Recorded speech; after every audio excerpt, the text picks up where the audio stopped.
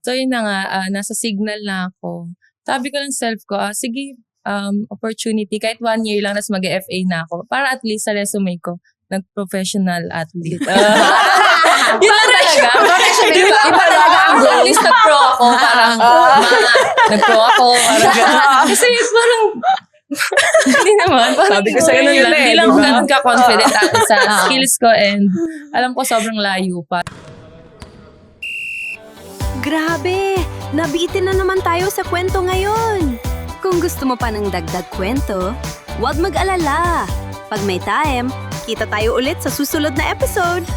Grab a spot. Relax lang. At makitambay sa kwentuhan namin. Walang pressure. Chill lang.